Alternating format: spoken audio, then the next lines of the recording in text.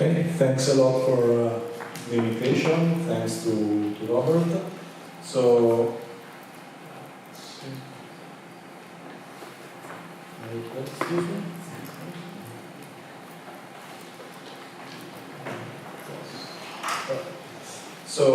yes, I have different roles. So the main one is that I'm leading a research lab in Italy, in Trento. That is called Mobile and Social Computing, and it's in Fondazione Bruno Lepri. And then I'm still visiting professor in MIT Media Lab, and I'm also head of research of an NGO that is called Datapop.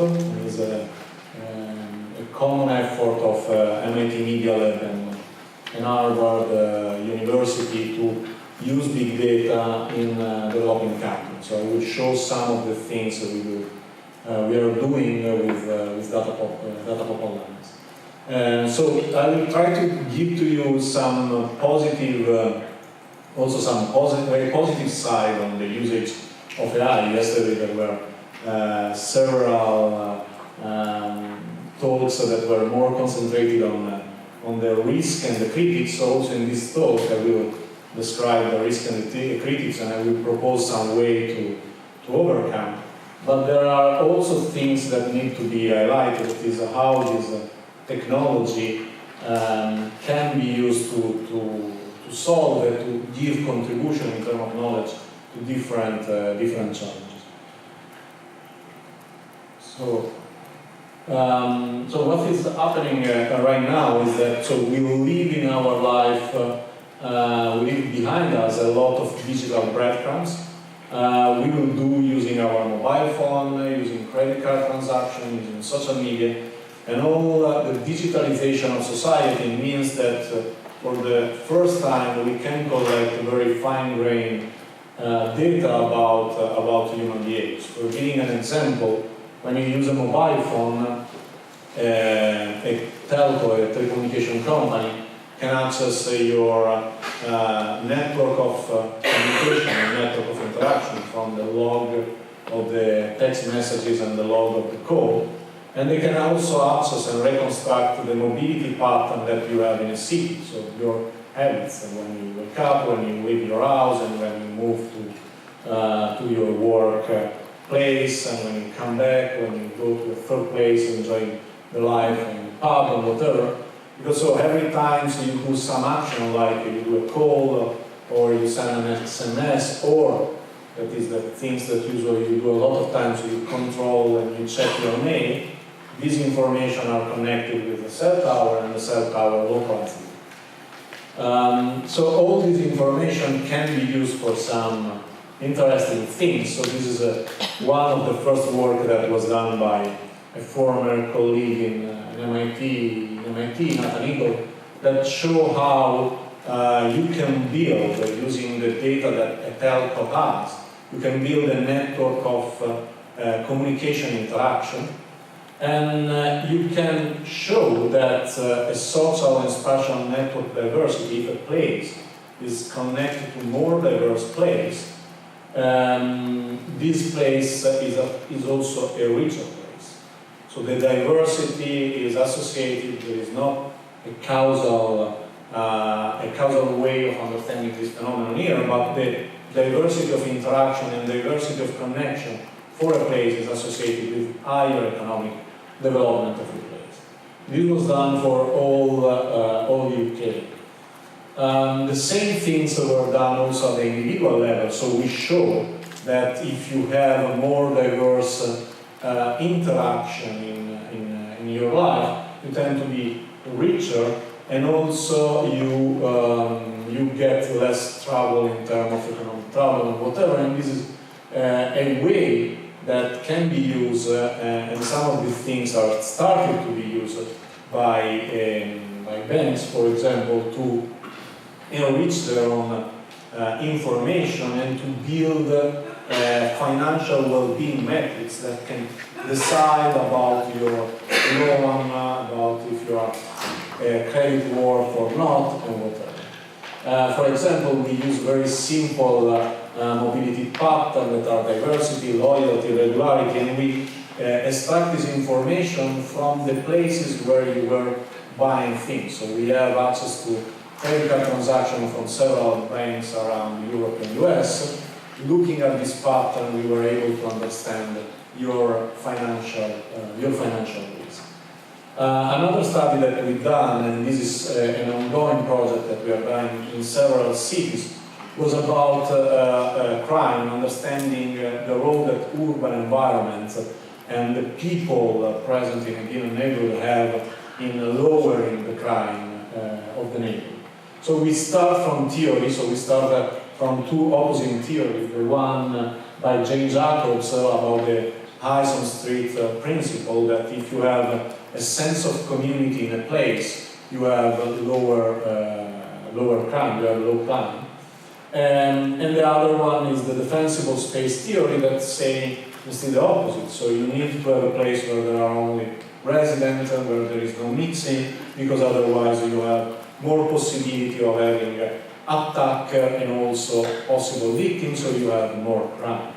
So what we did in an effort with Telefonica and MIT is that we get data from Telefonica, so we have for each neighborhood, each census area of London, we have the amount of people present and flowing in that area in each 6 minutes of 1 month of London life.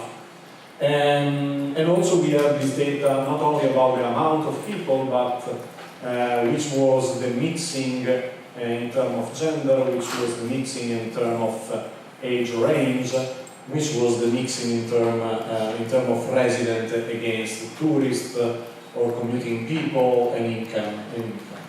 And what we found is that among the two theories, the one that works better is the one of Jane Jacobs. So when we have a mixing and when we have a place that has a high diversity of functions, so attract different people in and attract people all the time, all the day, so we have lower crime, not higher crime. This effort became a very large one. So we did another study in several cities, in Boston, in Bogota, in Los Angeles, in Chicago, where we use not only the information about the people in a place, so the mobility flow, but we use also the information about the urban characteristics, so the urban form of a place. So we take the diversity condition of Jane Jacobs, so that you need to have a mixing of usage in a place, you need to have small blocks, so you need to have something very similar to Greenwich Village. That was the inspiration for her book, The Death and Life of Great American Cities. And if you have this condition, the neighborhood is always a vital neighborhood where you have pedestrians all the time. And we tried to quantify and to look if this was true. We did for several Italian cities, but we also use to understand how this is connected with crime. What we found is that there is not for crime a sort of universal law, so not a model that fits everything. So the kind of structure you have of the urban form is very different in different kinds of society. In your left you have a picture of one Jane Jacobs type of neighborhood in Bogota, and in the other picture you have a Jane Jacobs type of neighborhood in Boston. And the level of crime and the way how the neighborhood is used by the community is totally different. So right now we are going further with this project. We are working with the government of Colombia to do the same things for the six major cities in Colombia, Bogota, Medellin, Barranquilla, Cali, and also to understand which are the interventions that urban planner and also policymaker need to do. So, for example, how they need to redesign the connection between the neighborhood to force a little bit to have a mixing of people, so to do not have neighborhoods that are completely isolated like it was for some of the Medellin neighborhoods that have high crime in in the past. This is another project that we did in the Middle East country. It was done by my colleague in MIT Media Lab, and this is what they did, is that they have a mobile phone data, and they have the problem from the government to understand which are the condition and the factor that make more possible for a person that loses job to find another job. So there are some people that when they lose the job are very easily able to find another job, and other people not. So which are the differences between these two different type of people? So in this kind of country, the first things that matter is the surname. Then that is not a good news. Then doesn't matter at all, or matter very few, the training that the government does in terms of English skill, in terms of IT skill, and the things that instead count is the network of interaction you have. So we work a little bit as a sort of animal. When we got in trouble, we reduce the number of interaction and the number of things that we explore. But this is a way to stay in trouble and not to exit from the trouble. So having more diversity and interacting more is a way to exit from the trouble. This is a work that we are doing for different continents. So we are looking at the segregation in the urban environment and in the online spaces. So we start from the segregation in terms of residential segregation, where the people live. Then we look at behavioral segregation. We have credit card transaction data for Mexico, for Turkey, for US, and we look where the people go to do the expenses, where they go to shop. And then we look also which are the people that are mentioned by other people in Twitter. So we build the same network in the online space. What we found is that the behavioral segregation is higher than the residential. So we segregate more when we behave than looking at where we live. And also the online is higher than the offline. So it seems something like when we have less cost in our behavior, like we have in the online world. There is no cost in deciding who I will mention on Twitter, while there is a cost in deciding where I will go to buy things, because maybe I don't have enough money to go to that specific shop.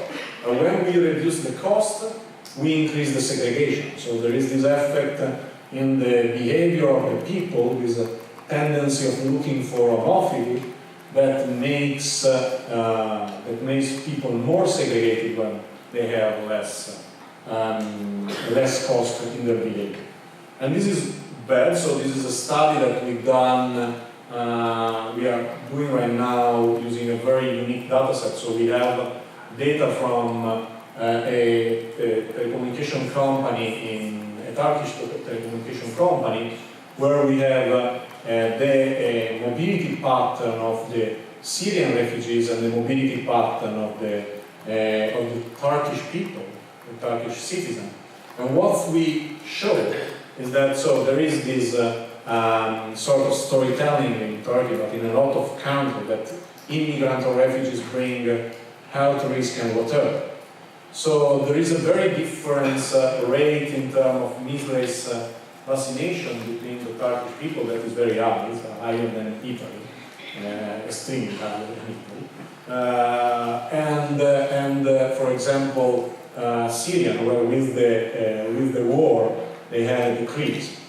What our model and our simulation with the real data show is that if you have social integration, there is no risk. If you segregate people, if you let refugees live only in refugees camp in specific part of the Turkish country, you have higher risk. Because what happens is that you have an explosion of the epidemics in the place, and then the probability that one of the Turkish person gets the infection is high. So if you mix people, that is the lowest map, there is no risk for everyone. There is no risk for Turkish people, there is no risk for Syrian people, if you have and you enforce social integration. If you don't have such an integration, the risk is very high. This is another work that did a colleague in ATH and in Stanford, where they use artificial intelligence and algorithm to try to understand which is the best way to place the refugees in United States and Switzerland to give them, based on the skill they have, more possibility of being employed. So I think I can a little bit on this one. So this is again a project that we did in cities. So using some of the neural network that yesterday Chris was describing in the history of artificial intelligence. So what we did in a project with Cesar Hidalgo from MIT was looking which are the places that are perceived as unsafe in different cities. We have a big data set that was collected with crowdsourcing method, asking to people to judge two different Google Street View images to say which is the one that is perceived as more unsafe. Then with the computer vision algorithm we were able to explore these things for all the streets in Rome and all the streets in Milan. And we did two different things. One, we look at if a place is perceived as unsafe, which kind of people is around, looking at a mobile phone. So there are more female, more male, more young people, more elder people and whatever. And we found that, for example, there are associations between our places perceived and the type of people that spend the day there. And the other things that we were able, only with an automatic way, obscuring some part of the images, to understand which are the urban characteristics that make a place perceived as safe. For example, we found that the windows facing the street are very important to perceive a place as safe. That is very close to the theory of Eisen Street of James Jacobson and natural surveillance.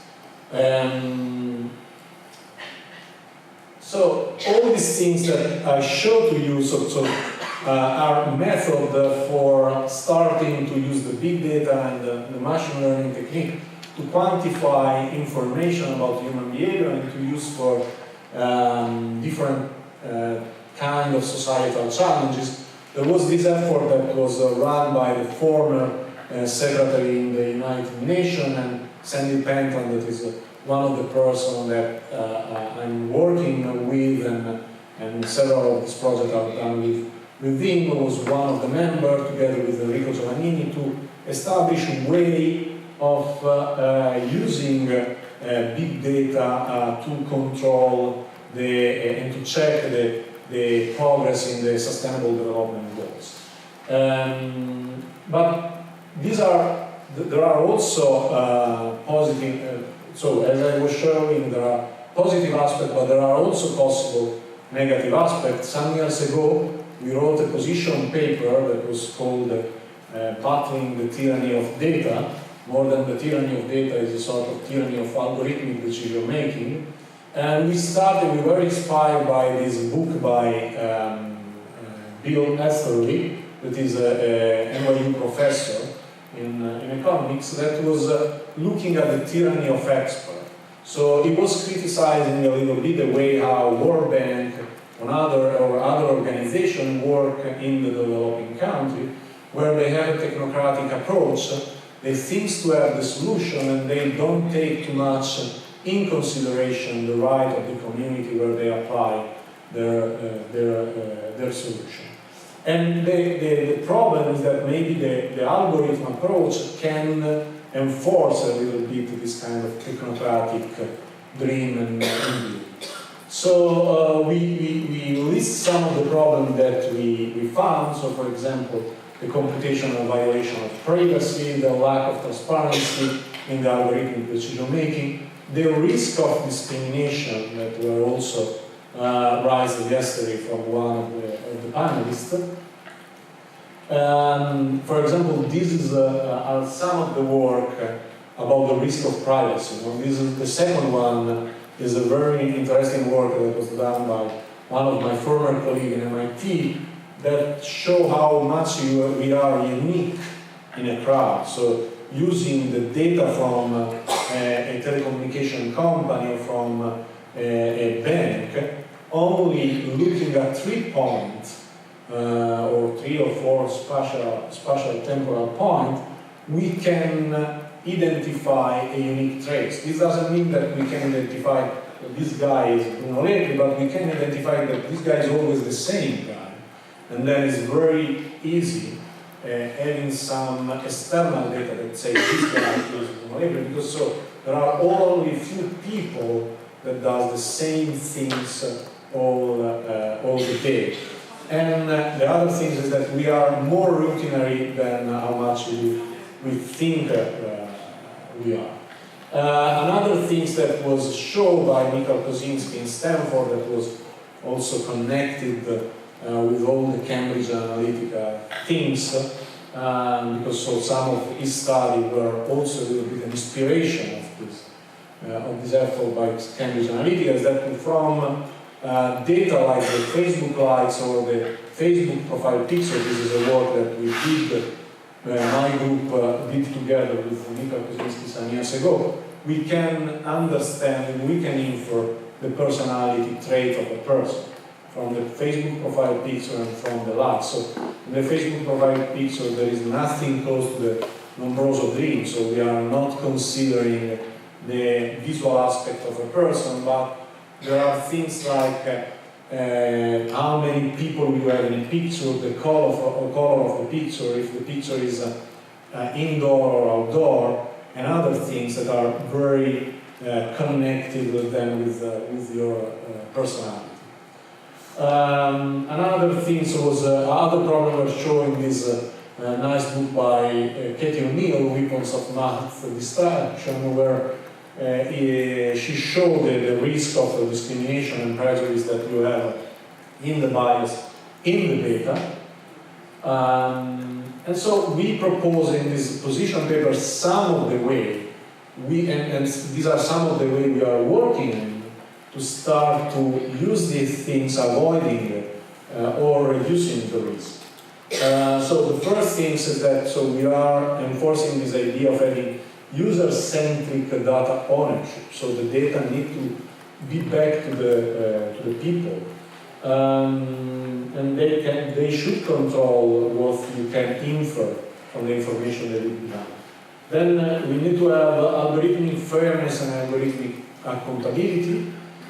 And we need to have, before really using these things, a living level where we can experiment the policy. So the idea is having more evidence-based policy. So this is one, for example, of the things that we did with this idea of having back the data to the people. We ran a study where we really think to a personal data market. So we asked people with the set of auction, we were collecting all the data we can collect from these 300 people from mobile phone, and we asked to give monetary valuation and to say how much they will ask to sell their own personal data.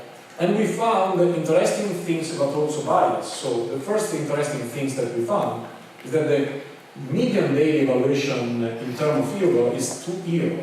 So if people sell €2 for each piece of information, Facebook is packed up in 1 second.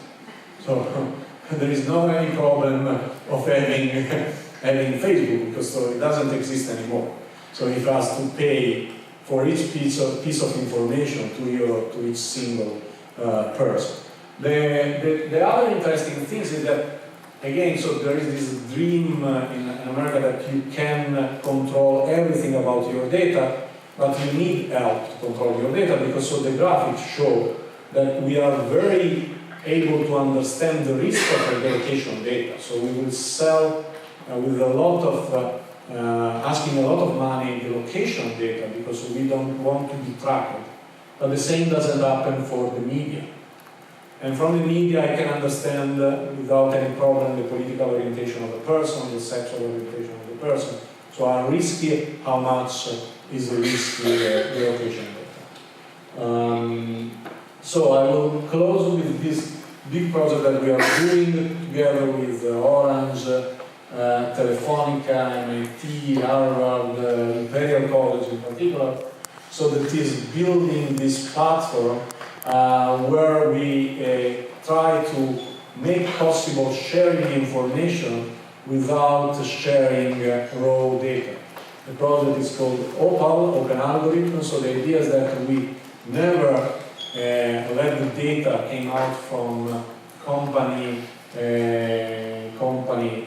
places, but we bring the algorithm to the data. So this project has two different things that for me are disruptive. One is in terms of using for government and policy this kind of information. We are testing in Colombia, we are testing in Senegal. But the other thing is that is disrupting a little bit the problem that we have right now. So we have very few actors that have a lot of data, and a lot of companies, small, medium enterprises and actors, that they don't have anything. And they cannot run anything.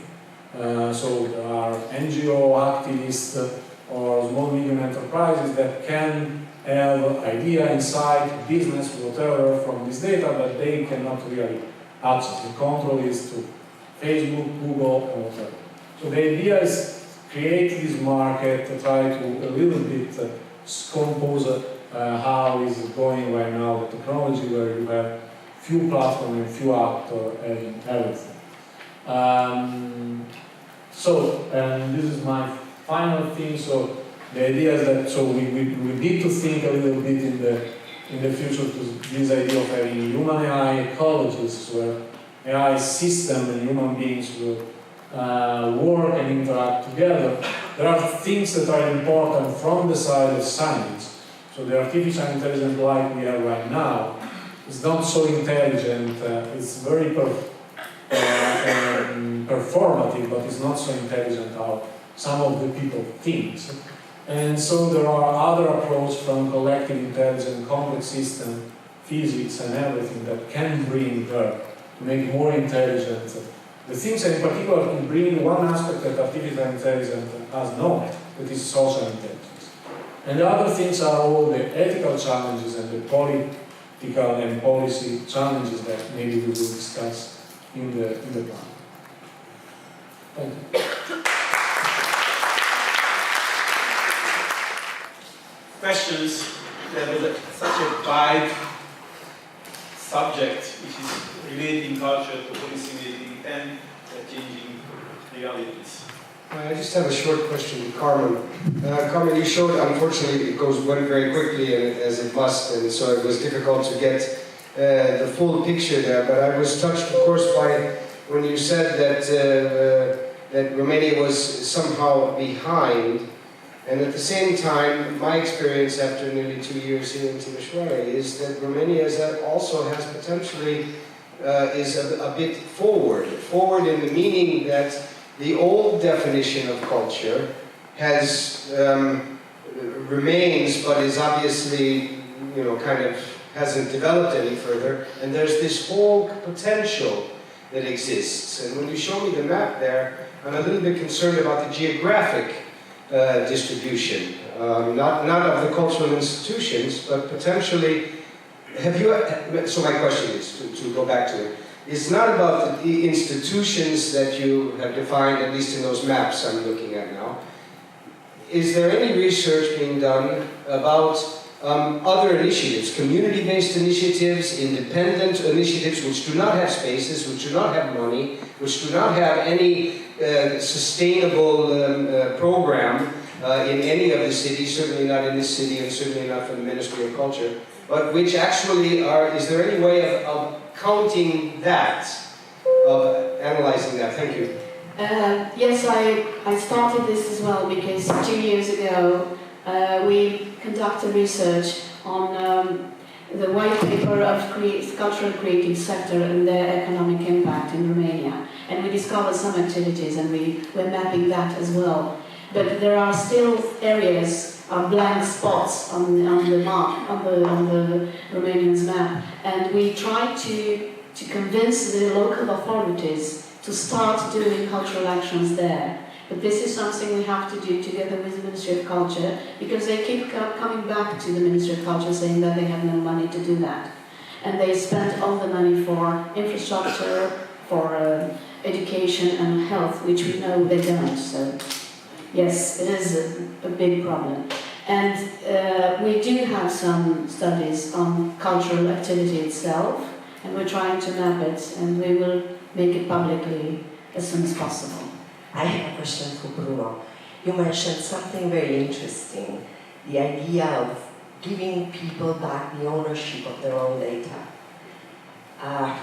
Do you think this will need some step before actually giving back the ownership of data, like raising awareness of the importance of this data, sort of capacity building about how to manage the data, why we should own them? I mean, a sort of, let's say, training before we actually get to know exactly what does it mean to own our own data. Yes. So I'm a little bit less optimistic of the dream and version that, particularly in the US, you are giving back the data and we solve everything. Also, because there is this idea that human beings are able to, in a rational way, to take decision of everything that's related to that. But on the other side, I think that there are things that are starting to give us awareness of all the Cambridge Analytica scandal. My point is more interesting really on the kind of feeling that should change in the people of the role of their data. So I'm not really sure that Cambridge Analytica helped in any sense the victory of Trump. I know how that technology works, and I'm not sure that have any role in it. But I think that was very important for understanding how much easy it was for anyone getting data on Facebook that we were not considering that we are using. On the other side, so the scandal is taking a direction that is risky. I think cultural people or activists should say this. So the solution is that now the data are in control only for Facebook. So they make more limits to access their own data. That makes sense, being a company, so they were really shocked by the scandal. But this is a problem because before it was a sort of Far West, but you have a lot of different possible Cambridge Analytica. Anyone with no money can build a Cambridge Analytica in 2 years ago, 3 years ago. Now you have only one entity that controls everything and decide who can get or not get the data. So I think that some of these scandals, some of other things can start to raise the awareness. On the other side, I think also that in the evolution of the things, or if you can have as commons or as a market, you will have. So my idea is that you should at some point need to have the same things that you have for the job market. You have union trade for the job market, or you don't have union trade for data. So it should be the same. How can culture shape societies that are influenced by algorithms, by the digital world? We have various programs for that. I see that the Future of Europe, what Juncker published last year, I think, mentions those topics, mentions the digital shift, mentions what a change of communication does to European societies. And then when I look at the programs that are there for culture, then we know that culture and education is one of the things that should help European societies to be cohesive. That's what came out at the end of last year.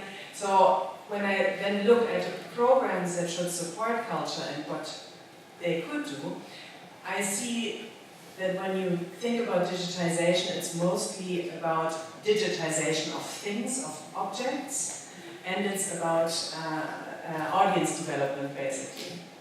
But there is no, say, support mechanism or a thought in the direction of what can culture do combined with the digital world and algorithms to shape societies. And I still think that, and this might not even be a Creative Europe thing, that might rather be a digital agenda, a DG Connect thing, that culture should be way more prominent, because together with, say, the digital world, we can really make a difference, because we can raise awareness on a public scale where research, for example, will never go to, because culture is the, say, the link between society and what research is, to really make things accessible and make thoughts accessible. So I'm asking myself, why is there still this silo of the one and the silo of the other, and why is there so little? I know there is, but very little, say, interaction. Jutta, you might have something. Yes, we fully agree with you. So I think when we do it in our research center, where we are, say, the DG that is providing facts, evidences to the policymaker, but we also have to think ahead and to start breaking up a little bit what you just mentioned. And the reason we brought the Art and Science program into the JRC is exactly that, to ask the right question and to query also the policies that we have. We just now have a project, for example, we started looking at values. What are the values? What are our European values? How are we distinguishing ourselves between China and the US? Particularly when you look at the digital agenda. But we heard yesterday, China obviously can be a lot more effective in implementing any kind of digital agenda, because they're just the ones that decide. But in Europe, we're not like that. Our values are different. We look at democracy part. But also, we just, the power of bringing in artists into a research center, and I may disagree a little bit on the top-down approach. I think it's important that we have a top-down approach to bring art and science, but eventually you have a bottom-up also by bringing artists, philosophers, humanities into our research world. And one project we have is, for example, on the words matter. And we would review the digital agenda and say, where's the human in the digital agenda? We've been querying, for example, we look at growth. We look at humans as a resource, and I saw it in Karen's presentation too. She talks about human resources, really humanized to just a resource like money and gold or something. So I think words are really important, and that is where culture, humanities really feed into our project, and it's really important. And we start doing that, and I hope that it will catch on, a little bit like Julie said, we hope that by speaking about it, eventually it will catch on and also feed into our politics. We have to get out of the silos also of our languages. We have, every program has its own language and code words, and we have to break this up, and we do think that culture, artists, philosophers, humanities will help us doing that.